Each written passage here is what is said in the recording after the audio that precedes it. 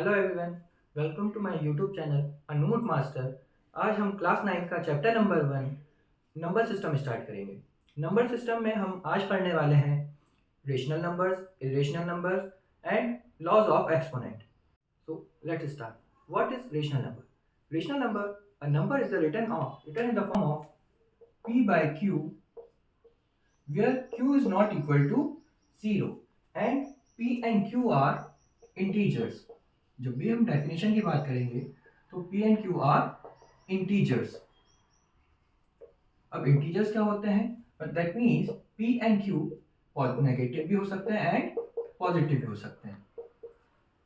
इस टॉपिक को हम एग्जाम्पल के थ्रू समझने की कोशिश करते हैं। हम एग्जाम्पल ले लेते हैं -3/4 एंड 4/5। सबसे पहला क्वेश्चन आता है कि इन दो रेशनल नंबर्स के बीच में कितने नंबर्स आ सकते हैं?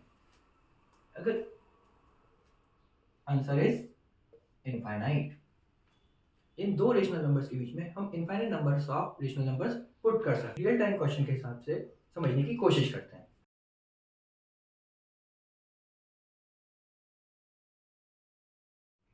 चलिए हम इस क्वेश्चन को समझने की कोशिश करते हैं।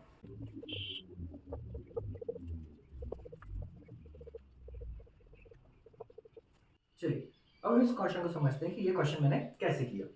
सबसे पहले 3/5 एंड 4/5 दोनों के डिनोमिनेटर सेम है। दोनों के डिनोमिनेटर सेम है, हमें एलसीएम नहीं लेना है। अगर डिनोमिनेटर सेम नहीं होते तो हम एलसीएम लेते और लाइक रेशनल नंबर बनाने की कोशिश करते। लाइक रेशनल नंबर इस जिसके दोनों के डिनोमिनेटर सेम हो।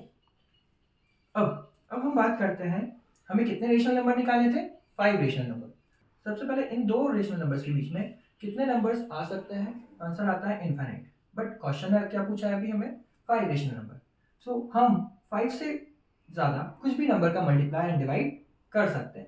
अगर हमने 3/5 में 6 का मल्टीप्लाई एंड डिवाइड किया तो आंसर आता है सीधे सीधे मल्टीप्लाई 6 3 18 एंड 5 6 30। सिमिलरली हम बात करें 4 6 24 एंड 5 6 30। देखिए अभी भी लाइक टर्म्स हैं। अब 18 और 24 के बीच में कितने नंबर्स आते हैं? 19 20 21 22 एंड 23। सबके डिनोमिनेटर सेम करके हमने इसके 5 रेशनल नंबर फाइंड आउट कर लिए हैं। क्या जरूरी है कि हम 6 का ही मल्टीप्लाई करें? नहीं, हम किसी भी मोर देन 5 का नंबर का मल्टीप्लाई कर सकते हैं। जैसे एग्जांपल, अब इसी क्वेश्चन को हम दूसरे तरीके से समझते हैं। 3/5 एंड 4/5। अब मैं मल्टीप्लाई कर रहा हूँ 10 का। 10 का मल्टीप्लाई करने पर 3 times 30 and 5 times 50. Similarly, 4 times 40 and 5 times 50. अब हमें 5 रेशनल नंबर निकले थे, बट इन दोनों नंबर्स के बीच में 30 एंड 40 के बीच में 31 32 33 34 35 36 37 38 39 नंबर्स आते हैं। ठीक है, कितने नंबर्स हो रहे हैं? 1 2 3 4 5 6 7 8 9। ओके, हाँ, डिनोमिनेटर रेशनल नंबर था तो इसका rational number like rational number बनाने की हम इसे कोशिश करेंगे।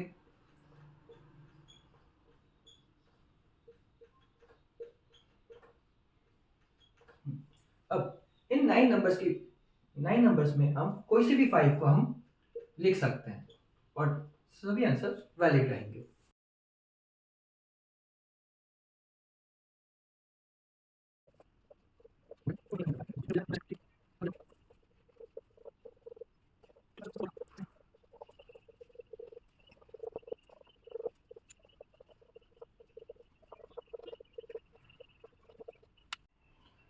Question number 2, express 0.27 bar in the form of p by q and q is not equal to 0 where p and q are integers. That means 0.27 को हमें रेशनल नंबर में convert करना है।